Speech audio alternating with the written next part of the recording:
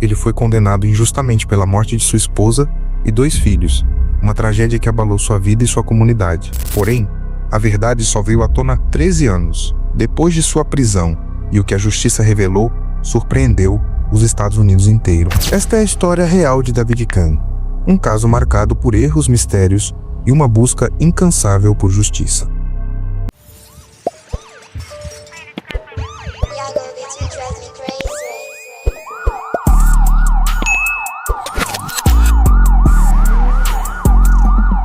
Na noite de 28 de setembro de 2000, o relógio marcava cerca de 21h30, quando David Ray Cain, um respeitado ex-policial do estado de Indiana, retornava à sua residência em Georgetown. Era uma quinta-feira e ele havia passado parte da noite jogando basquete com amigos em uma academia vinculada à igreja local. Nada naquele dia indicava o que ele encontraria ao cruzar a porta de sua casa. Ao chegar na garagem, David se deparou com um cenário impossível de assimilar. Sua esposa, Kimberly Cain, e os 2 filhos pequenos do casal Bradley, de 7 anos, e Jill, de apenas 5, estavam caídos dentro do veículo da família. O silêncio daquela garagem pesava mais do que qualquer sirene de emergência que ele já ouvira em seus anos como policial. Em estado de desespero, ele ligou para o serviço de emergência e comunicou a tragédia. A pequena cidade mergulhava em um estado de choque absoluto. David Cain nasceu em 23 de março de 1964, em New Albany, Indiana. Cresceu em uma família tradicional, com valores conservadores e uma base religiosa forte. Durante sua juventude, destacava-se por sua postura tranquila e pelo desejo de servir a comunidade. Ingressou na Polícia Estadual de Indiana, onde trabalhou por mais de uma década, e era amplamente conhecido como um profissional competente. Casado com Kim desde 1989, levavam à primeira vista uma vida estável, mas o que parecia uma história de estabilidade familiar rapidamente se transformou em uma investigação cheia de suspeitas, interpretações precipitadas e uma sucessão de decisões controversas. Em menos de 72 horas, David Cain foi detido pela polícia e acusado de ser o responsável pelo que aconteceu com sua própria família. O motivo alegado? Um suposto relacionamento extraconjugal e o desejo de liberdade pessoal. A comunidade que antes o respeitava agora o olhava com desconfiança. O Ministério Público acreditava ter encontrado a chave do enigma em uma camiseta usada por David naquela noite. Havia pequenas manchas na região do peito, descritas por peritos como resultado de um spray de alta velocidade, um padrão que indicaria extrema proximidade com os eventos ocorridos no interior do carro. Isso, segundo a acusação, era uma assinatura invisível de quem havia estado ali em um momento crucial. Contudo, especialistas em ciência forense começavam a questionar silenciosamente a validade dessas análises. As manchas poderiam ter outras origens? A distância entre teoria e prova concreta era tênue. Mesmo assim, com base nessas evidências frágeis e sem testemunhas que pudessem confirmar o envolvimento direto de David, ele foi levado a julgamento em 2002. O julgamento foi intenso, midiático e dividiu opiniões. O júri, no entanto, não hesitou. David foi considerado culpado. A sentença foi recebida com um misto de choque e incredulidade. Muitos ainda acreditavam na inocência de David. Outros confiavam no trabalho das autoridades. Mas o que ninguém esperava era que aquele veredito fosse apenas o início de uma saga que duraria mais de uma década, com reviravoltas que fariam o caso se tornar um dos mais complexos da história criminal dos Estados Unidos. Após a condenação de David Cain em 2002, parecia que o caso havia sido encerrado. O veredito havia sido dado, a comunidade buscava seguir em frente, e a justiça, ao menos na aparência, havia sido feita. No entanto, algo ainda não se encaixava. Especialistas forenses, advogados e até membros da imprensa começavam a levantar dúvidas sobre a conduta da promotoria, a natureza das provas apresentadas e, principalmente, a maneira como o caso havia sido construído desde o início. O tempo, então, se tornaria o maior aliado da verdade. Em 2004, 2 anos após a condenação, um detalhe ignorado nos julgamentos veio à tona: uma impressão digital não identificada localizada no veículo da família Cain. Mais especificamente, na porta do carro onde Kimberly foi encontrada. Esse pequeno vestígio, inicialmente descartado pelas autoridades, agora ganhava um novo peso. A digital pertencia a Charles Bone, um homem com passado sombrio e histórico de comportamentos violentos. Bone havia cumprido pena por uma série de ataques contra mulheres e usava um padrão específico em seus atos. Ele as abordava com uma camisa cobrindo a mão, como se segurasse algo. O nome de Bone até então ausente de qualquer documento do caso, surgiu como um trovão. A descoberta não apenas colocava dúvidas sobre a autoria dos fatos, como também lançava uma nova suspeita sobre o próprio sistema de investigação. Por que as digitais de um criminoso conhecido não haviam sido cruzadas com o banco de dados no início da investigação? Por que não se explorou mais a possibilidade de outro envolvido? Boni foi interrogado. Inicialmente negou qualquer envolvimento, mas logo sua versão dos fatos começou a se ajustar conforme as evidências apareciam. Em uma das declarações mais controversas do caso, ele afirmou ter conhecido David Kahn semanas antes do ocorrido. Disse que havia fornecido uma arma para David e que havia ido até a casa naquela noite a pedido dele. Em sua versão, ele apenas assistiu de longe o que aconteceu na garagem. A história parecia escrita para salvar a própria pele, jogando a responsabilidade em cima de alguém que já havia sido condenado. Mas havia um problema. DNA de Charles Boni foi encontrado nas roupas de Kimberly. Não era mais uma questão de dúvida. Ele esteve na cena. O que fazia um homem com esse histórico, que negava conhecer a família Kahn, estar no exato local do ocorrido?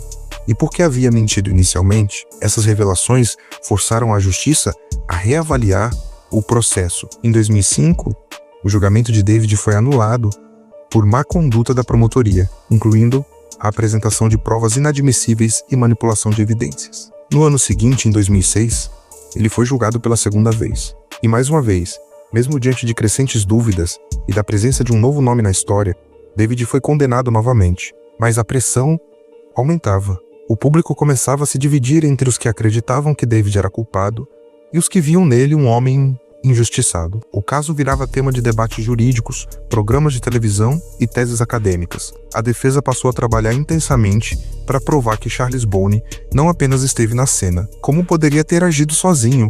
Fotos do sapato de Boni combinavam com marcas deixadas no para-choque do carro. E mais, a camisa de Kimberly havia sido cuidadosamente posicionada de forma que ocultava sinais visíveis, algo que muitos especialistas disseram ser um comportamento de alguém que conhecia os detalhes do ocorrido. A essa altura, os olhos do país se voltavam para o estado de Indiana. O que começou como um caso de suposta crise familiar, agora se transformava em um possível escândalo judicial. A pergunta que pairava no ar era inevitável.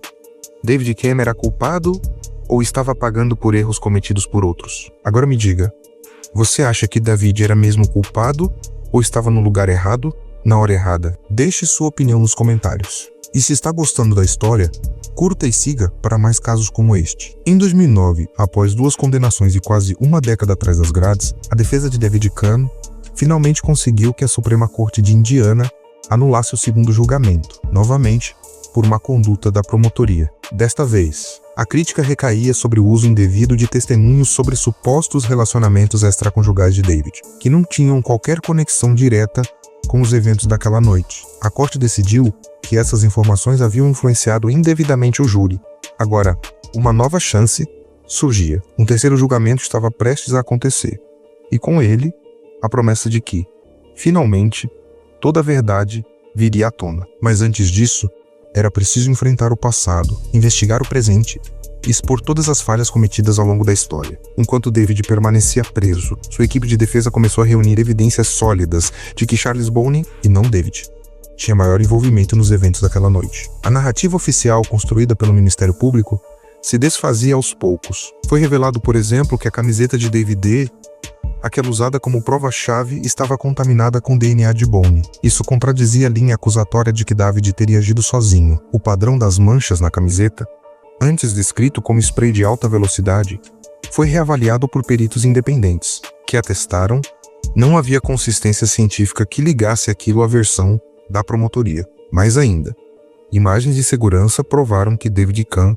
realmente estava jogando basquete no momento estimado dos fatos, reforçando seu álibi. Testemunhas confirmaram sua presença na academia da igreja. Além disso, as evidências de que Charles Boni havia escondido o tênis de Kim sob o carro e que sua impressão digital estava justamente na porta onde ela foi encontrada, desmontavam a ideia de que ele apenas observou de longe. Durante as investigações preparatórias para o novo julgamento, descobriu-se que Charles Boni tinha fascínio por policiais e usava pseudônimos como Beck Boni em cartas, onde descrevia fantasias com dominação. Em seus antigos processos, havia agido com agressividade e manipulação.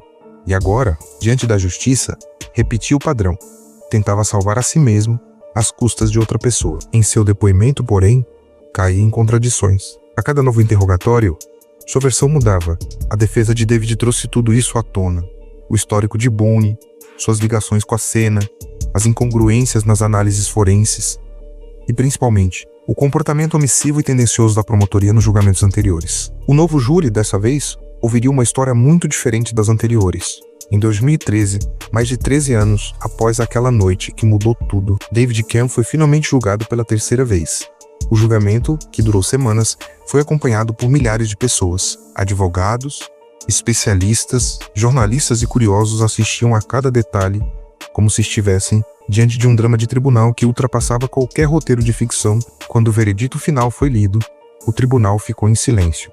Inocente, David Camm foi absolvido de todas as acusações. Saiu do tribunal livre, mas profundamente marcado. Anos da sua vida haviam sido retirados com base em interpretações falhas, preconceito e má condução do caso. A verdadeira dimensão daquela história só começava a ser compreendida e ainda deixava muitas perguntas sem resposta. O que teria motivado Charles Bone a agir daquela forma? Teria ele escolhido a família Camm ao acaso?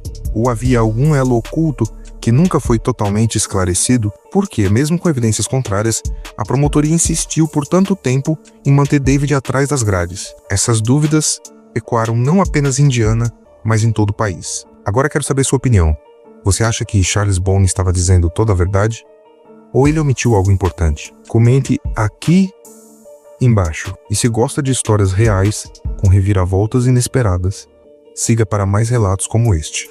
Com a absolvição de David Camm em 2013, um novo capítulo se abriu não mais sobre culpa ou inocência, mas sobre os bastidores do caso. Os erros que o sistema havia cometido começaram a emergir com uma força estarrecedora. A partir daquele momento, não era mais apenas a história de um ex-policial acusado injustamente, mas um espelho das falhas do próprio sistema de justiça americano. Logo após o veredito final, advogados e jornalistas passaram a analisar a fundo os autos do processo, as transcrições e cada decisão tomada durante as investigações e os julgamentos. Um dos pontos mais alarmantes foi a forma como a polícia tratou a cena dos fatos. Na noite de 28 de setembro de 2000, não houve isolamento adequado da área. Policiais e investigadores caminharam ao redor do veículo e, em alguns momentos, sobre locais que poderiam conter evidências críticas. Fotografias cruciais não foram tiradas.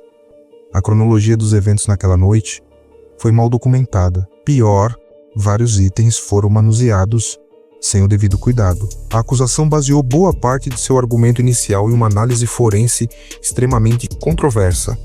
O chamado padrão de spray nas manchas da camiseta de David. No entanto, o especialista usado pela promotoria, que alegava ser capaz de identificar quem estava próximo no momento dos disparos com base nessas marcas, foi duramente criticado por outros profissionais da área. A ciência por trás de sua análise não era aceita de forma unânime, e muitos alegavam que ela carecia de validade estatística e reprodutibilidade. Em outras palavras, não havia precisão científica para garantir que aquelas marcas colocavam David no centro do ocorrido. Mesmo assim, essa foi uma das peças centrais usadas para condená-lo 2 vezes. Além disso, o promotor do caso foi acusado de má conduta ao apresentar, nos 2 primeiros julgamentos, informações consideradas inflamáveis, como os supostos envolvimentos amorosos de David. Essas informações não tinham conexão com o que aconteceu naquela noite, mas foram inseridas para construir uma imagem moralmente negativa dele diante do júri. Foi justamente esse tipo de artifício que levou a Suprema Corte a anular os 2 primeiros julgamentos. Enquanto isso, Charles Bone permanecia recluso. Ele havia sido condenado separadamente após seu DNA ser encontrado nas roupas de Kimberly e suas digitais estarem no veículo. No entanto, mesmo com tantos indícios, o Ministério Público nunca voltou a investigar se ele poderia ter agido sozinho. O foco da acusação sempre foi manter David como o elo central da tragédia, algo que levantou suspeitas sobre possíveis interesses políticos e institucionais por trás da condução do caso. Em entrevistas posteriores ao terceiro julgamento, jurados relataram que ficaram chocados ao saber que evidências cruciais haviam sido omitidas dos julgamentos anteriores. Disseram que, ao verem o quadro completo, não restava dúvida de que David não deveria sequer ter sido acusado. Um dos jurados chegou a dizer: ficou claro que ele passou mais de uma década pagando por erros de outras pessoas. David, por sua vez, iniciou um processo contra o estado de Indiana e contra os envolvidos diretamente na sua prisão. Alegou prisão injusta, danos emocionais e destruição de sua reputação. Embora nunca tenha recebido uma compensação integral pelos 13 anos perdidos, o caso se tornou símbolo de como a justiça pode falhar e como a verdade, mesmo sufocada por anos, pode vir à tona. Hoje, David vive longe dos holofotes, tentando reconstruir sua vida, mas a cicatriz deixada por mais de uma década de batalhas judiciais, perdas irreparáveis e difamação pública jamais será apagada. O nome David Camm passou a ser estudado em faculdades de Direito e Psicologia Criminal como um exemplo clássico de erro judiciário. E enquanto Charles Boni cumpre sua pena em uma prisão de segurança máxima, muitas perguntas permanecem sem resposta. Qual era a real motivação? Por que escolheram aquela família? Teria ele agido de forma premeditada? Ou houve algo mais? Após a absolvição definitiva de David Camm, em 2013, a história ganhou um novo significado. Já não era mais sobre apenas um caso criminal. Era sobre a falência de um sistema que, por anos, se recusou a admitir seus próprios erros. O estado de Indiana, que o acusou com tanta convicção por mais de uma década, agora enfrentava um dos processos mais simbólicos de sua história. Um processo por prisão injusta, movido pelo próprio David Camm. No centro dessa nova fase, estavam as perguntas mais inquietantes. Quem realmente falhou? A polícia que contaminou a cena? A promotoria que ignorou evidências? Os analistas forenses que apoiaram teorias frágeis? Ou o sistema como um todo que preferiu se apegar a uma narrativa conveniente ao invés de buscar a verdade? Davi processou o Estado, o Departamento de Polícia do Condado de Floyd e vários indivíduos envolvidos diretamente no caso, incluindo os promotores e investigadores principais. O processo alegava má conduta, violação dos direitos constitucionais e manipulação de evidências. Durante as audiências civis, vieram à tona detalhes ainda mais perturbadores. E-mails internos que sugeriam que certos investigadores tinham preconceitos pessoais contra David e decisões que teriam sido tomadas com o objetivo de proteger reputações em vez de encontrar justiça. Apesar das revelações, os processos civis se arrastaram, e como frequentemente acontece nesses casos, muitas das alegações foram resolvidas fora dos tribunais, em acordos confidenciais. O valor pago ao ex-policial nunca foi revelado, mas há indícios de que a indenização não chegou nem perto de reparar os danos sofridos ao longo de 13 anos de privação de liberdade. Perda de família, dignidade e paz. Enquanto isso, o caso passou a ser estudado em todo o país como exemplo de falhas sistêmicas. Universidades introduziram o julgamento de David Camm em suas grades curriculares, principalmente em cursos de Direito e Ciências Forenses. A questão da confiança cega na ciência forense ganhou destaque, principalmente após especialistas confirmarem que a análise das manchas na camiseta de David era baseada em interpretações sem consenso científico. A chamada junk science, ciência de baixa confiabilidade usada em tribunais, se tornou alvo de reformas legais. Em paralelo, o nome de Charles Boni passou a representar o oposto, um alerta sobre como o verdadeiro responsável pode se esconder à sombra da incompetência institucional. Ainda que preso e condenado, Boni jamais respondeu por muitas perguntas que pairam sobre sua real motivação naquela noite. Em seus relatos, alternava entre frases de vitimização e tentativas de suavizar sua participação. Mesmo com DNA nas roupas da vítima, suas digitais no carro e marcas dos seus sapatos compatíveis com a cena. Aos olhos da sociedade, o caso Camm virou um espelho sombrio. Muitos se perguntavam: quantos outros inocentes ainda estão atrás das grades por conta de investigações conduzidas da mesma forma? Quantos Charles Boni ainda caminham livres? Mesmo depois da absolvição, David nunca voltou a ser o mesmo. Em entrevistas raras, visivelmente abalado, falou sobre os anos perdidos, a dor de perder sua esposa e filhos, e o sentimento de ser esquecido pelo sistema que jurou proteger. Disse que ainda acordava no meio da noite, tentando entender por que tudo aquilo havia acontecido com ele. Uma parte da sua vida havia sido arrancada não apenas pelo que ocorreu em sua garagem, mas pelos anos seguintes de julgamento, acusação, exposição e solidão. Hoje David vive discretamente, evitando exposição pública. Não há aparições em redes sociais, nem projetos públicos. Apenas silêncio. Aquele mesmo silêncio que ele encontrou em casa naquela noite de setembro ainda ecoa em sua memória. E provavelmente vai ecoar para sempre. E agora eu quero saber: você acha que o sistema deveria ser responsabilizado quando prende alguém injustamente? Mais de 2 décadas se passaram desde aquela noite, em 28 de setembro de 2000. O tempo avançou, mas as marcas deixadas pelo caso David Camm continuam vivas não só para os diretamente envolvidos, mas para toda uma geração de juristas e investigadores, jornalistas e cidadãos comuns que acompanharam o desenrolar dessa história angustiante e carregada de injustiça. Hoje, David Camm vive como um homem livre, mas profundamente ferido. Aos poucos, tentou reconstruir sua vida. Em 2019, casou-se novamente e iniciou uma nova jornada ao lado de alguém que acompanhou sua luta e acreditou em sua inocência. Apesar da liberdade, os traumas são inevitáveis. Durante 13 anos, ele foi chamado de algo que nunca foi, encarando o isolamento e o peso de perder tudo. Sua esposa, seus filhos, sua reputação, sua carreira. O caso virou um símbolo nacional. Documentários, livros e investigações jornalísticas continuaram a analisar cada detalhe. Um dos mais assistidos foi o episódio do programa Reasonable Doubt, do canal Investigation Discovery, que trouxe depoimentos inéditos e análises profundas sobre as falhas cometidas. A história também foi contada no podcast Suspect Convictions e citada em diversos artigos acadêmicos. O nome David Camm passou a representar, para muitos, o que há de mais trágico na falência de um sistema judiciário. Nos bastidores do sistema legal americano, o caso causou mudanças discretas, mas significativas. Organizações que lutam contra condenações indevidas, como o Innocence Project, passaram a usar o caso como exemplo da importância de revisar evidências com critérios rigorosos e independentes. Em alguns estados, especialistas forenses passaram a ser submetidos a revisões mais exigentes. E o uso da chamada ciência do padrão de manchas em julgamentos sofreu grandes restrições.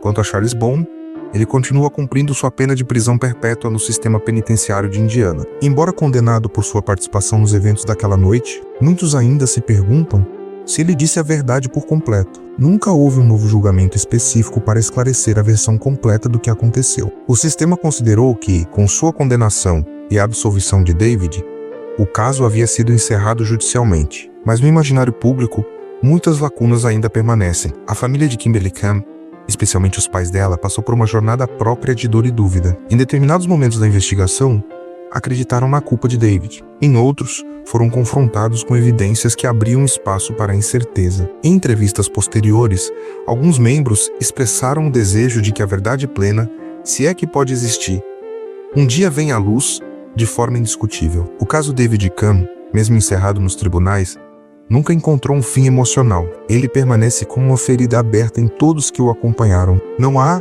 uma resposta simples. Há apenas a certeza de que vidas foram destruídas, decisões erradas foram tomadas e que a verdade, apesar de ter vencido ao final, chegou tarde demais para salvar o que mais importava. Uma família inteira que poderia estar viva hoje. E enquanto os anos continuam passando, a história continua ecoando em salas de aula, fóruns jurídicos e corações que ainda tentam entender como algo assim pode acontecer. Como o sistema que deveria proteger os inocentes se tornou a própria arma contra eles. O que você acha que realmente aconteceu naquela garagem? Será que algum detalhe importante ainda está oculto? Deixe sua teoria nos comentários abaixo. E se gostou da história, curta e se inscreva para mais mistérios como este.